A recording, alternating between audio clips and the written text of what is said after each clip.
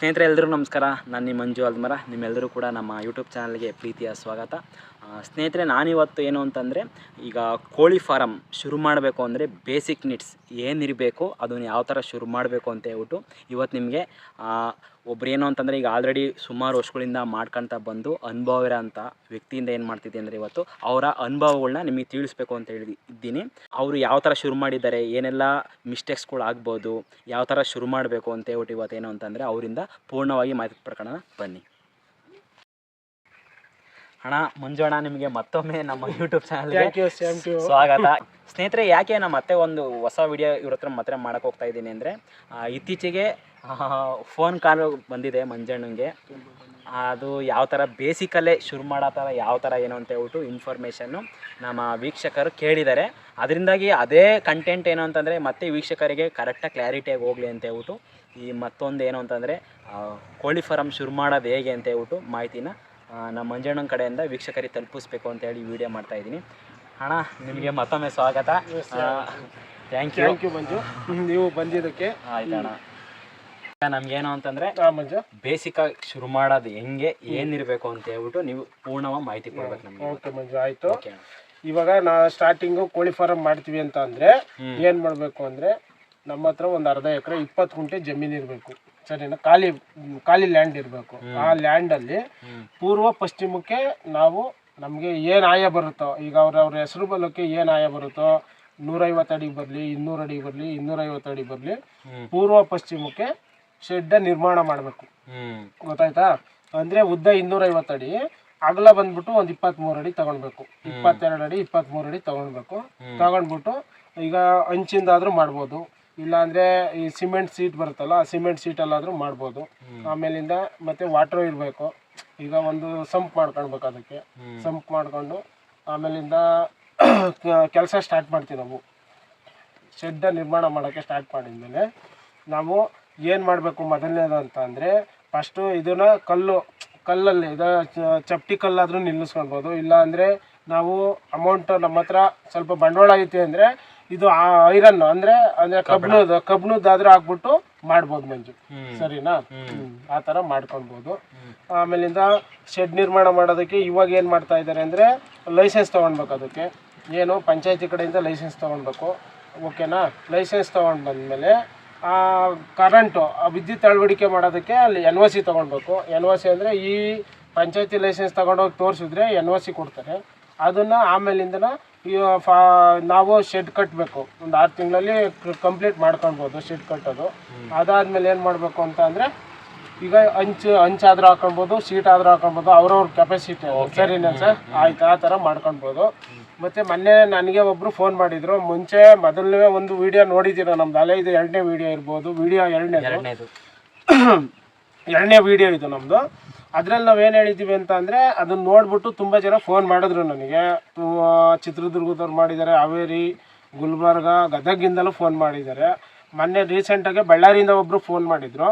ಈಗೇನಪ್ಪ ಅಂದರೆ, ಹೊಸ್ದಾಗೆ ನಮಗೆ ಶೆಡ್ ಮಾಡಬೇಕಾದ್ರೆ ಏನು ಮಾಡಿದ್ರು ಅಂದರೆ, ನಮಗೆ ಮುಂಚೆ ನಾವು ಬಾಯಲ್ಲಿ ಹೇಳ್ತಾ ಇದ್ವಿ, ಈಗ 250 ಲೆಂತ್ ಮಾಡ್ತೀವಿ, 23 ಅಡಿ ಅಗಲ ಮಾಡ್ತೀವಿ ಅಂತ ಹೋಗಿ ಪಂಚಾಯತಿಲಿ ಹೇಳಿದ್ರೆ NOC ಕೊಡೋರು. ಈಗ ಹೊಸ್ದಾಗಿ ಏನು ಮಾಡಿದ್ದಾರೆ ಅಂತ ಅಂದರೆ, ಈಗ ಇಂಜಿನಿಯರ್ ಹತ್ರ ಸ್ಕೆಚ್ ಹಾಕಿಸ್ಬೇಕಂತೆ, ಅಂದರೆ ಡ್ರಾಯಿಂಗ್ ಮಾಡಿಸ್ಬೇಕು. ಡ್ರಾಯಿಂಗ್ ಹಾಕ್ಕೊಂಡು ತಗೊಂಡೋಗಿ ಪಂಚಾಯತ್ ಹತ್ರ PDO ಹತ್ರ ಲೈಸೆನ್ಸ್ ಕೊಡ್ತಾರಂತೆ. ಆ ಥರ ಈಗ ಹೊಸ ಮಾಹಿತಿ ನಾನು ತಿಳ್ಕೊಂಡಂಗೆ ಆಯಿತು. ನಮಗೂ ಗೊತ್ತಿರಲಿಲ್ಲ. ಅದು ಮೇನ್ ಪಾಯಿಂಟ್ ಅಂದರೆ ನಮಗೆ ಗೊತ್ತಿರಲಿಲ್ಲ ಇದು. ಇವಾಗ ಮೊನ್ನೆ ಅವ್ರ ಫೋನ್ ಮೂಲಕ ನನಗೆ ಹೇಳ್ದಾಗಲೇ ಗೊತ್ತಾಗಿದ್ದು ನನಗಿದು. ಅದು ಓಕೆ ಮಾಡಿಕೊಡ್ತಾರಂತೆ, ಲೈಸೆನ್ಸ್ ಕೊಡ್ತಾರಂತೆ ಮಂಜು, ಏನು ಸಮಸ್ಯೆ ಇಲ್ವಂತೆ. ಬಟ್ ಏನಂದರೆ, ಇಂಜಿನಿಯರ್ ಹತ್ರ ಡ್ರಾಯಿಂಗ್ ಸ್ಕೆಚ್ ಹಾಕಿಸ್ಕೊಂಡು ತಗೊಂಡೋಗಿ ಮಾಡಿಕೊಡ್ತಾರಂತೆ. ಅದೊಂದಾಯಿತು.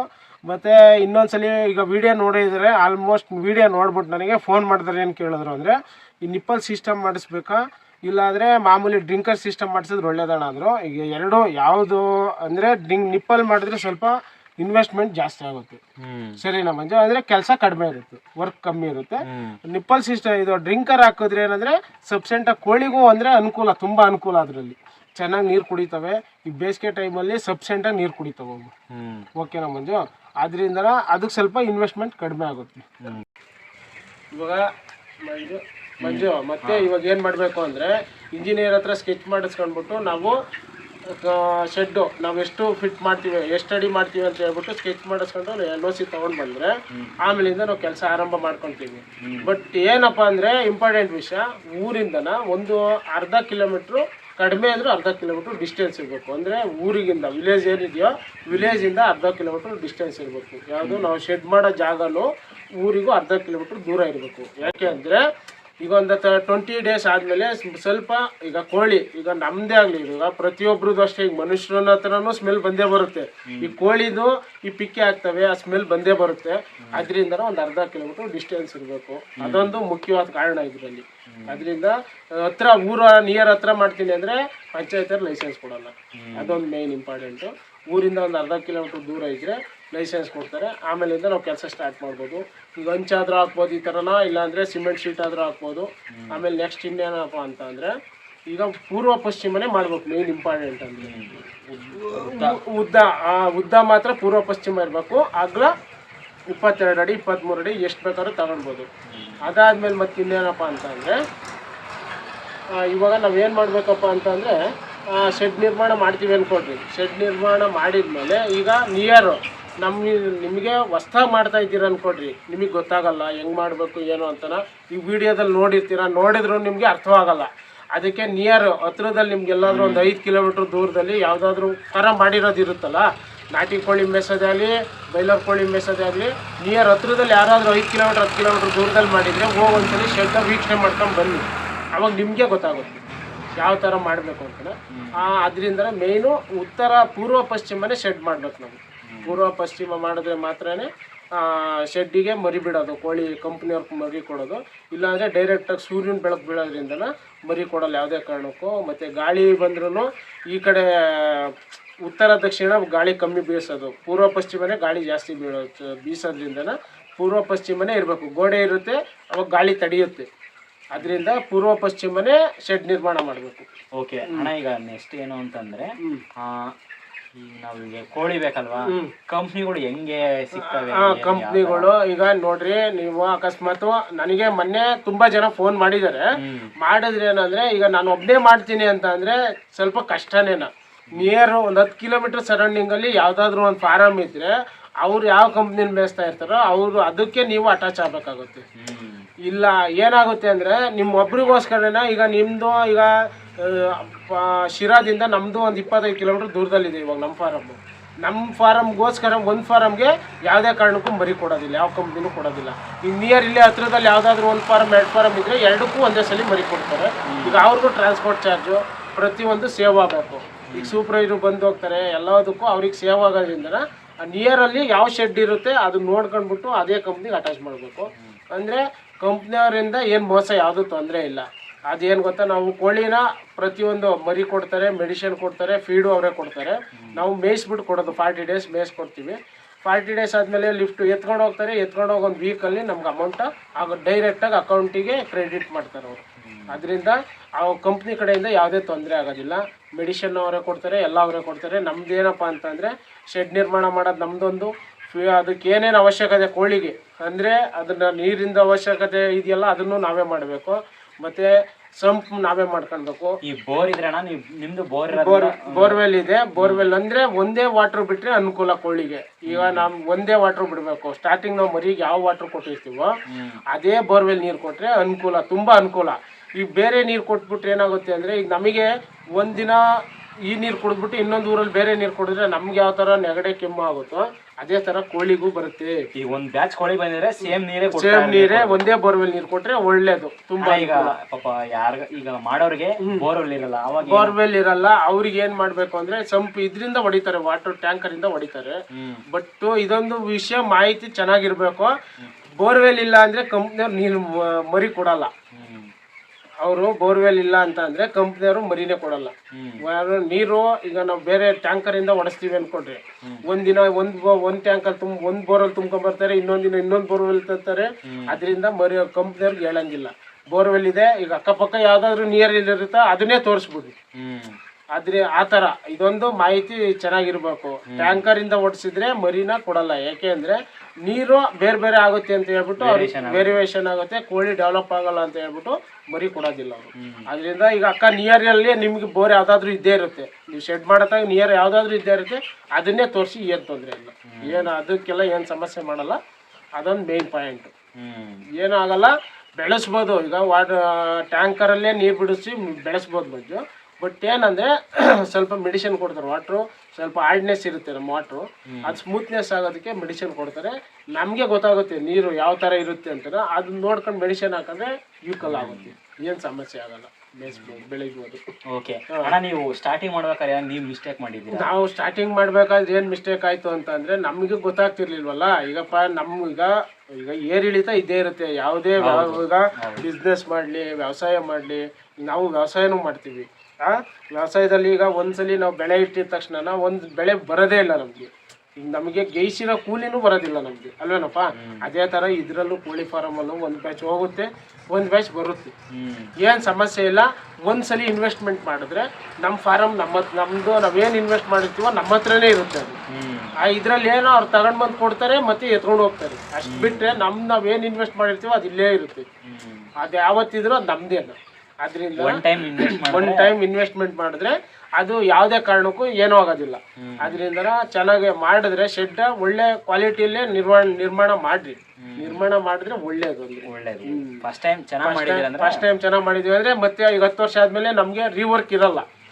ಈಗ ನಾವೇನಾದ್ರೂ ಕಮ್ಮಿ ಅಮೌಂಟ್ ಮಾಡ್ಕೊಂಡು ಲೋಕಲ್ ಮೆಟೀರಿಯಲ್ ಹಾಕೊಂಡ್ಬಿಟ್ರೆ 5 years 2 yearsಗೆಲ್ಲ ಬಿದ್ದೋಯ್ತು ಅಂದ್ರೆ ತಿರ್ಗಾ ನಾವು ಡಬಲ್ ಇನ್ವೆಸ್ಟ್ ಮಾಡ್ಬೇಕಾಗುತ್ತೆ ಅಲ್ವಾ? ಅದರಿಂದ ಈಗ ಹೊಸದಾಗಿ ಮಾಡೋರ್ಗೆ ಏನಾಗ್ತಾರೆ, ಈಗ ಅಲ್ಲೆಲ್ಲ ಶೆಡ್ ಇರುತ್ತೆ, ಅದು ರೀಸೇಲಿಗೆ ಕೊಡ್ತೀವಿ ಅಂತಾರೆ. ಈಗ ನಾವು ತಗೊಂಡ್ ಬಂದು ಮಾಡ್ತೀವಿ ಅನ್ಕೊಡ್ರಿ, ಅಲ್ಲಿ ತೆಗಿಬೇಕಾದ್ರೆ ಅರ್ಧ ಹೊಡೆದೋಗ್ತದೆ. ಮತ್ತು ನಾವು ತಗೊಂಡ್ಬಂದು ಫಿಟ್ ಮಾಡಿದಾಗ ನಮ್ಮ ಜಾಗಕ್ಕೂ ಆ ಜಾಗಕ್ಕೂ ಲೆವೆಲ್ ಫಿಟ್ಟಿಂಗ್ ಬರೋದಿಲ್ಲ.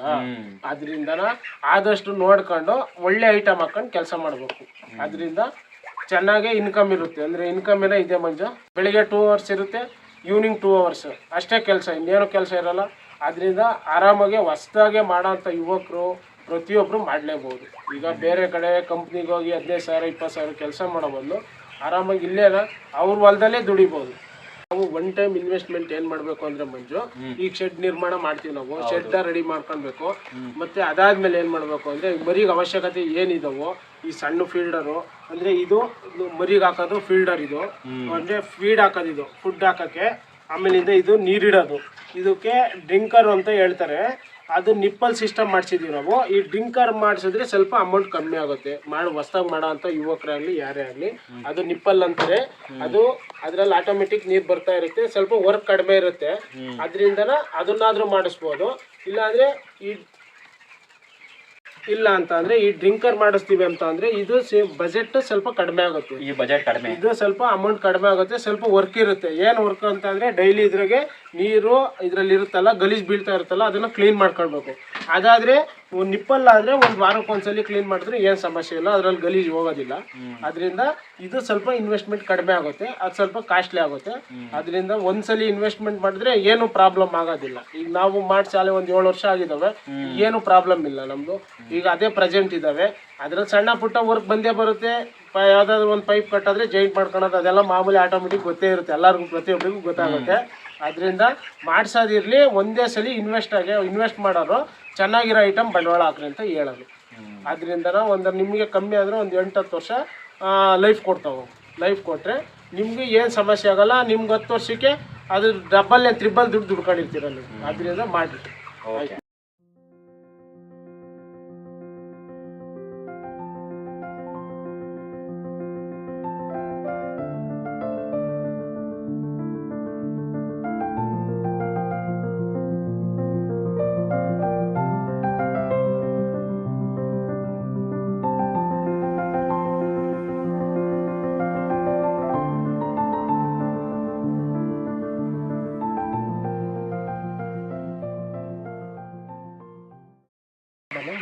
ಈ ಶೆಡ್ಡು ನಿರ್ಮಾಣ ಮಾಡಬೇಕು ಅಂತಂದರೆ ನೋಡಿರಿ, ಇದೇ ಥರ ಲೆಂತ್ ಇರಬೇಕು. ನಮ್ಮದು 170 ಫೀಟ್ ಇದೆ, 170 ಅಡಿ ಉದ್ದ ಇದೆ, 26 ಅಡಿ ಅಗಲ ಇದೆ. ಆಲ್ರೆಡಿ ಕೋಳಿ ಮೇಯ್ತಾ ಇದ್ದಾವೆ.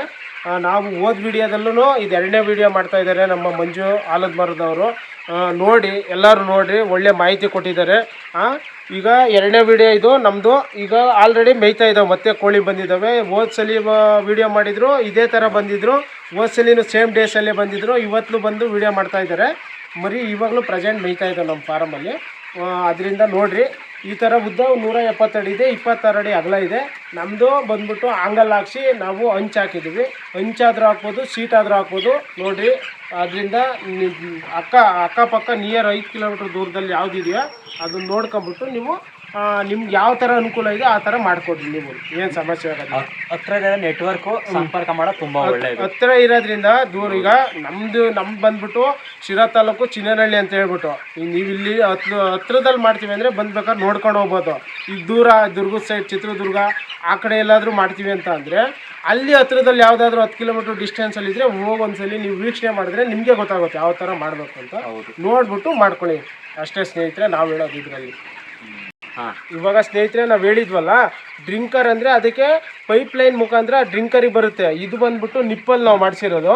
ಈ ನಿಪ್ಪಲಲ್ಲಿ ಏನಂತ ಅಂದರೆ ಒಂದೇ ಸಲ ಅಂದರೆ ವರ್ಕ್ ಕಡಿಮೆ ಆಗುತ್ತೆ. ಈಗ 4 ಲೈನ್ ಮಾಡಿದ್ದಾರೆ. ನಮ್ಮದು 24 ಅಡಿ 26 ಅಡಿ ಅಗಲ ಇರೋದ್ರಿಂದ 4 ಲೈನ್ ಮಾಡಿದ್ದಾರೆ. ನೋಡಿರಿ, ಇದರಿಂದನ ಹೆಂಗೆ ಅನುಕೂಲ ಅಂತ ಅಂದರೆ ಈಗ 4 ಒಂದೇ ಸಲ ಅಪ್ಪಾಗುತ್ತೆ. ನಮ್ಮದು ಇದು ಈ ಥರ ಮಾಡಿದ್ದಾರೆ ಸಿಸ್ಟಮು. ಒಂದೇ ಸಲ ಅಪ್ಪಾಗ್ತಾ ಇದೆ. ನೋಡಿರಿ, ಇದು ಈ ಥರ ಅಪ್ಪಾಗ್ತಾ ಇದೆ. ಇದು ಈಗ ನಮಗೆ ಡೌನು ಒಂದೇ ಸಲ 4 ಒಂದೇ ಸಲ ಡೌನ್ ಆಗ್ತವೆ ನೋಡಿರಿ. ಅದರಿಂದನ ಇದು ಸ್ವಲ್ಪ ಕೆಲಸ ಈಸಿ ಇರುತ್ತೆ, ಸ್ವಲ್ಪ ಇನ್ವೆಸ್ಟ್ಮೆಂಟ್ ಜಾಸ್ತಿ ಇರುತ್ತೆ ಇದು. ಆ ಥರ ಸ್ನೇಹಿತರೆ ನೋಡಿರಿ, ನೀವು ಇದನ್ನಾದರೂ ನಿಪ್ಪಲ್ಲಾದರೂ ಮಾಡ್ಬೋದು, ಇಲ್ಲ ಡ್ರಿಂಕರ್ ಕಲೆಕ್ಷನ್ ಆದರೂ ಮಾಡ್ಕೊಳ್ಬೋದು. ಆ ಥರ ಈ ನೋಡಿರಿ, ಈ ಫೀಲ್ಡರ್ ಏನಿದ್ದಾವೆ ಇವೆಲ್ಲನ ನಾವು ಒನ್ ಟೈಮ್ ಇನ್ವೆಸ್ಟ್ಮೆಂಟ್ ಮಾಡ್ಕೋಬೇಕು ಸ್ನೇಹಿತರೆ. ನೋಡಿ ಸ್ನೇಹಿತರೆ, ನಾವೀಗ ಅಲ್ಲಿ ಕೋಳಿ ಫಾರಮಲ್ಲಿ ನಿಪ್ಪಲ್ ನೋಡಿದ್ವಲ್ಲ ನಾವು, ಆ ನಿಪ್ಪಲ್ಲಿಗೆ ಈ ಸಿಂಟ್ಯಾಕ್ಸಿಂದಲೇ ನೀರು ಇಲ್ಲಿಂದ ನಾವು ಕಲೆಕ್ಷನ್ ಕೊಟ್ಟಿದ್ದೀವಿ. ಅಂದರೆ ಏನಕ್ಕಪ್ಪ ಈ ಥರ ಇಲ್ಲಿಟ್ಟಿದ್ದೀವಿ ಹೈಟಾಗಿ ಅಂದರೆ, ಈಗ ನಾವು ಶೆಡ್ಡು ಡೌನಲ್ಲಿದೆ, ಈಗ ಇಲ್ಲಿಂದ ನೀರು ಅದಕ್ಕೆ ಡೌನ್ಗೆ ಹೋಗ್ಬೇಕಲ್ಲ, ಅದರಿಂದನ ಇದನ್ನು ಸ್ವಲ್ಪ ಹೈಟ್ ಮಾಡೇ ಇಡಬೇಕು. ಒಂದು ಶೆಡ್ಡಿಗಿನ್ನ 5 ಅಡಿ ಹೈಟ್ ಇರಬೇಕು. ಮತ್ತು ಪ್ಲಸ್ ಏನಪ್ಪ ಅಂತಂದರೆ ನೆರಳಲ್ಲಿ ಇಡಬೇಕು. ಈಗ ನೋಡಿರಿ, ಈ ಥರ ನೆರಳಲ್ಲೇ ಈ ಸಿಂಟ್ಯಾಕ್ಸ್ ಇರಬೇಕು. ಬೇಸಿಗೆ ಟೈಮಲ್ಲಿ ನೀರು ಬಿಸಿ ಆಗಿಬಿಡುತ್ತೆ, ಅದರಿಂದ ಕೋಳಿಗಳು ನೀರು ಕುಡಿಯೋದಿಲ್ಲ. ಈಗ ನೆರಳಲ್ಲಿದ್ರೆ ಏನಾಗುತ್ತೆ, ನೀರು ಸ್ವಲ್ಪ ಕೂಲಾಗಿರುತ್ತೆ, ಆವಾಗ ಕೋಳಿಗೂ ಚೆನ್ನಾಗೇ ನೀರು ಕುಡಿತವೆ. ಅದರಿಂದನ ಸ್ವಲ್ಪ ನೀರು ನೆರಳಲ್ಲೇ ಇಡಬೇಕು. ನೆರಳಲ್ಲಿಟ್ಟರೆ ಬೇಸಿಗೆ ಟೈಮಲ್ಲಿ ಅಂದರೆ ಮಾರ್ಚ್ ಏಪ್ರಿಲ್ ತಿಂಗಳಲ್ಲಿ ತುಂಬ ಬಿಸಿಲಿರೋದ್ರಿಂದ ಆವಾಗ ಏನಾಗುತ್ತೆ ಅಂದರೆ ಬಿಸಿ ಇದ್ದರೆ ನೀರು ನಾವೇ ಕುಡಿಯಲ್ಲ, ಇನ್ನು ಕೋಳಿ ಎಲ್ಲಿ ಕುಡಿತವೆ, ಅವು ಸೂಕ್ಷ್ಮ ಜೀವಿಗಳು. ಅದರಿಂದನ ನೆರಳಲ್ಲಿದ್ದರೆ ತುಂಬ ಅನುಕೂಲ. ಪೈಪ್ಲೈನು ಇಲ್ಲಿಂದ ಹೋಗಿರೋ ಪೈಪ್ಲೈನು ಭೂಮಿ ಒಳಗಡೆ ಹಾಕಿದ್ರೆ ಭೂಮಿಗೆ ಈಟು ಅಷ್ಟೊಂದು ತಾಗಲ್ಲ. ಅದರಿಂದನ ಭೂಮಿ ಒಳಗಡೆಯಿಂದ ತಗೊಂಡೋಗಿ ಕಲೆಕ್ಷನ್ ಕೊಟ್ಟಿದ್ದೀವಿ. ಅದರಿಂದ ಸಿಂಟ್ಯಾಕ್ಸ್ ಈ ಥರ ಇಡಬೇಕು ಸ್ನೇಹಿತರೆ. ಈಗ ನೋಡಿ ಸ್ನೇಹಿತರೆ, ನಾವೇನು ಹೇಳ್ತಾ ಇದ್ದೀನಿ ಅಂತಂದರೆ, ಈಗ ಹೊಸ್ದಾಗಿ ಮಾಡೋಂಥ ಹೊಸ್ದಾಗಿ ಮಾಡೋಂಥ ನಮ್ಮ ಸ್ನೇಹಿತರು ಏನಿದ್ದೀರೋ ಕೋಳಿ ಫಾರಮ್ ಮಾಡೋಂಥವ್ರು ಈಗ ಆರಾಮಾಗಿ ಮಾಡ್ಬೋದು, ಏನು ಸಮಸ್ಯೆ ಇಲ್ಲ. ಬಟ್ ಇನ್ಕಮ್ ಇದೆ. ಬಟ್ ಈಗ ಅಕ್ಕಪಕ್ಕದಾಗಿ ಹೇಳ್ತಾರೆ ಇನ್ಕಮ್ ಇಲ್ಲ, ಅದರಲ್ಲಿ ಏನು ಸುಮ್ಮನೆ ಬಂಡವಾಳ ಆಗ್ತೀನಿ ಅಂತ ಹೇಳ್ತಾರೆ. ಬಟ್ ನಾವು ಒಂದು 5-6 ವರ್ಷದಿಂದ ಕೋಳಿ ಮೇಯಿಸ್ತಾ ಇದ್ದೀನಿ. ನಾನು ಸ್ವಂತ ಬೇರೆಯವ್ರ ಹತ್ರ ನಾನು ತಿಳ್ಕೊಂಡಿಲ್ಲ, ನಾನು ಓನಾಗೆ ನಾನೇ ಶೆಡ್ ಮಾಡಿದ್ದೀನಿ, ನಾನೇ ಕೋಳಿ ಮೇಯಿಸ್ತಾ ಇದ್ದೀನಿ. ಬಟ್ ಇದರಲ್ಲಿ ಆದಾಯ ಇದೆ. ಶೆಡ್ಡ ಹೊಸ್ದಾಗಿ ಮಾಡೋ ಅಂಥವ್ರು ಯಾರೇ ಆಗಲಿ ಮಾಡಿ, ಇನ್ಕಮ್ ಇದೆ. ನಿಮಗೂ ನೋಡಿ, ದೇವ್ರು ಕೊಡ್ತಾನೆ, ಕಷ್ಟಪಟ್ಟರೆ ದೇವ್ರು ಕೊಡ್ತಾನೆ. ಆರಾಮಾಗಿ ಮಾಡ್ಬೋದು, ಏನು ಸಮಸ್ಯೆ ಇಲ್ಲ. ನೋಡಿ, ನಮ್ಮ ಶೆಡ್ಡು ನಾನೇ 5 ವರ್ಷದಿಂದ ನಡೆಸ್ತಾ ಇದ್ದೀನಿ. ಅದರಿಂದ ಆರಾಮಾಗಿ ಮಾಡ್ಬೋದು, ಮಾಡಿ. ಓಕೆ ಫ್ರೆಂಡ್ಸ್, ನಂಬರ್ ಹೇಳ್ತೀವಿ, 9743101050, ಮಂಜು, ಚಿನ್ನನಹಳ್ಳಿ. ಓಕೆ ಸ್ನೇಹಿತರೆ, ನಿಮ್ಗೇನಾದರೂ ಇವಾಗ ಶುರು ಮಾಡಬೇಕು ಅಂತಿದ್ರೆ ಕೋಳಿ ಫಾರಮ್ಮ, ಖಂಡಿತ ಮಂಜಣ್ಣನ ಕಾಂಟ್ಯಾಕ್ಟ್ ಮಾಡಿ ನಿಮ್ಮ ಮಾಹಿತಿಗಳನ್ನ ಪಡ್ಕೊಬೋದು. ಈಗ ಏನಂದರೆ ಶುರು ಮಾಡೋರಿಗೆ ಪೂರ್ಣ ಮಾಹಿತಿ ಸಿಕ್ಕಿದೆ ಅಂತ ನಾವು ಅಂದ್ಕೊಂತೀವಿ. ಮಾಹಿತಿ ನಮ್ಮ ಮಂಜಣ್ಣವ್ರು ಕೊಟ್ಟಿದ್ದಾರೆ. ಅಣ್ಣ, ನಿಮಗೆ ಮಾಹಿತಿ ಕೊಟ್ಟಿದ್ದಕ್ಕಾಗಿ ಮತ್ತೊಮ್ಮೆ ನಿಮಗೆ ಪ್ರೀತಿಯ ಧನ್ಯವಾದಗಳು. Thank you. ಓಕೆ ಸ್ನೇಹಿತರೆ, ಇದಿಷ್ಟು ಕೂಡ ಕೋಳಿ ಫಾರಮ್ ಶುರು ಮಾಡೋರಿಗೆ ಈ ವಿಡಿಯೋ ಆಗಿತ್ತು. ಸ್ನೇಹಿತರೆ, ಈ ವಿಡಿಯೋ ಇಷ್ಟ ಆಗಿದ್ರೆ ನಿಮಗೆ ಲೈಕ್ ಮಾಡಿ, ಕಮೆಂಟ್ ಮಾಡಿ, ಶೇರ್ ಮಾಡಿ, ಹಾಗೆ ಮಿಸ್ ಮಾಡದೆ ಸಬ್ಸ್ಕ್ರೈಬ್ ಮಾಡಿ. ಮತ್ತೊಂದು ವಿಡಿಯೋದಲ್ಲಿ ಸಿಗ್ತೀನಿ. ಅಲ್ಲಿವರೆಗೂ ಟೇಕ್ ಕೇರ್, ಬಾಯ್.